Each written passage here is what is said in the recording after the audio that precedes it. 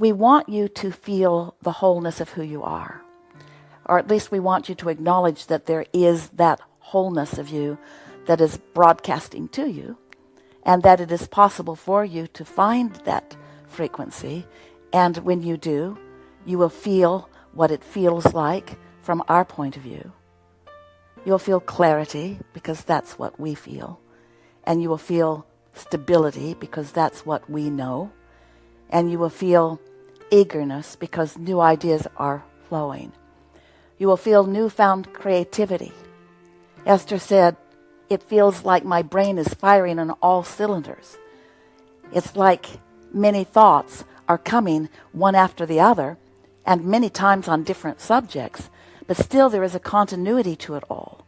She is not feeling overwhelmed or confused, as normal life sometimes causes her to feel, because there is a stronger asking globally, a stronger asking from her personally, and all of that is serving her when she gets in the vicinity of us, of who we are, and it will serve you too. So there's lots to think about, we know, and there are many opportunities to think about subjects of large variety from different points of view. And we want to remind you that it's normal to have a knee-jerk response to something, that when you're calibrated to that energy will call you to. In other words, there's a certain momentum that you will feel, maybe some urges or something that may even feel to you like inspiration, because it's a momentum that is calling you to something. And while it's normal, and we are not encouraging you at all to try to not do that, because that's like asking the skier on the slope to stop that momentum just because you want him to. But we do want you to remember that there is another momentum that is so much more powerful. And it is much easier for you to tune into the frequency of that. And when you do, that momentum will give you not just a feeling of relief. It will be that and more. Not just a feeling of relief, but, as we just said, feelings of clarity, and feelings of eagerness, and feelings of newness, and feelings of creativity, feelings of more, clear thoughts and feelings of all that is now coming as a result of what you are living. When that happens to you, it's interesting to watch you, because it could be something, as you might call it, we don't, but you might call it something as insignificant as feeling like, oh, I think I'll make my bed right now. Or, I have some time, I think I'll take a moment and clean out this drawer. I've sort of been tripping over its messy contents for a while. You will find yourself feeling these urges or impulses that will be inspiration from source energy. Because remember, your inner being knows right where you are, and knows where you want to be, and knows what the path of most allowance for you is. And so, don't wait for big blasts of writing on the wall. Don't wait for the big thoughts. Don't wait for thoughts of exactly what you should do about everything now and later and later and later. Let it come to you in the frequency and in the momentum that you're able to receive, and let that be enough. Don't ask yourself to be more receptive than you feel. Just ask yourself to be as receptive as you can be. It's a really, really good idea. Something that we are always encouraging under all conditions, for you to not push against anything. Don't push against the situation, and don't try to identify blame somewhere within it. And don't push against yourself for where you stand, or anyone who's up close to you. Because when you focus in an attitude of pushing against something, what you're focused upon becomes the point of attraction that you are at. And then the law of attraction gives you more momentum about that. So don't even push against not being able to help from doing that for a little while. What we're asking you to do is give yourself a break, and everybody else too. This is a wonderful opportunity for a sort of planetary rebooting, a restructuring of ideas and of priorities. And while there will be, for sure, what you will call a sort of getting back to what you want to call normal, we want you to know normal is not ever going to be what it ever was before. It's going to be so much better because of the upheaval of your own thoughts, because of the launching of your new rockets, and because of the collective consciousness, the collective vortex that is summoning in a powerful way. Sometimes, when you're in a situation that you don't want to be in, you don't recognize that this situation is helpful in you getting ready to be ready to be ready to be ready for things you really do want. You've been asking for a lot of things, you as an individual, and you as a mass consciousness, you as a cluster of people, or you as global consciousness. You've been asking for a lot of things. And you've been asking somewhat in an attitude of doubt about them at the same time. And already you're beginning to see planetary improvements, clear water in some places, wildlife returning, clear atmospheres, already things that you have been complaining about not being possible. Just with a little bit of adjustment to what's going on, you are seeing that there are solutions, ready to manifest solutions. And in just that way, there are ready to manifest solutions about everything. Everything that is personal to you, everything that is more broadly asking, that you are more broadly asking for, like things around your family or friends or community. These are really good times, and we want to say that to you as we stand in your vortex, because that's the place in which we stand.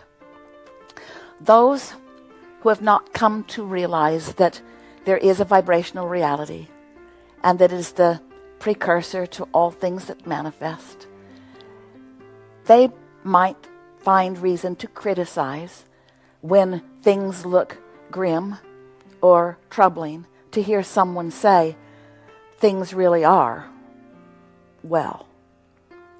And it's all right for them to not understand that right now. If we were standing in your physical shoes, we would not try to convince anybody of anything, because their path of least resistance is what has them focused right now. And for some, their path of least resistance is anger, because their inner being is calling them forward toward who they really are, and that's a long way from the despair that they might have been feeling, and it's an improvement to them. But it won't help you and it won't help them if you get into a strong conversation with them about a vibrational reality. They may accuse you of fairy tale thinking, and we assure you it is not. But it's hard for some people to believe something that they can't see. And since you are humans who, for the most part, have been focused upon what you can see and hear and smell and taste and touch with your physical senses, we get it that that is the reality that you want to describe and defend. We also want you to know that this vibrational reality is real also. And while it isn't something that you can see or hear or smell or taste or feel with your fingertips, it is something that you can sense. It's what your emotional guidance system is all about. You are closer to tuning to it when you feel what you call positive emotions, and not tuning to it when you feel negative emotions. In other words, you can tell by the way you feel which way you are leaning. And so, you know how when you are headed out on any journey, And there is an expanse of distance and time between where you are now and where you believe your destination is. And it's natural to want to stop and take score, to notice where you are, to line up and think about what you want, and then stop and take score to see if your lining up has done any good. Did my positive thoughts improve my situation? I want to take score right now. And while we get why you would want to do that, we want to remind you that when you stop to take score, because you want to see it and hear it and smell it and taste it and touch it, what you're really doing is setting your guidance system aside and not exercising your improving and increasing ability to know things before they happen, to know what's coming, to let the good stuff in. Our favorite words that Esther has found to describe that is to be in the receiving mode of it. Because your tuner's always on, so you are always, your tuner meaning your point of attraction is always on. And the law of attraction is always responding to what your vibrational output is. And so if you are tuned to what is, then you will be a perpetuator for now of what is. But as you tune to what is in this vibrational reality, and you know that you've done it, not because you can see the evidence yet, but because you feel a little better, as you do that, as you become really good at doing that, what happens to you right away, the manifestation that you can take score of right away, is the improvement in the way you feel. And that is everything. An improvement in the way you feel. That is everything. An improvement in the way that you feel. That is everything. There isn't anything, not a situation, a condition, a relationship, a pile of money, an empire. There is nothing that you desire for any other reason than you think you will feel better in the having of it. And what you have an opportunity to come to know is that you don't have to have it in order to feel it,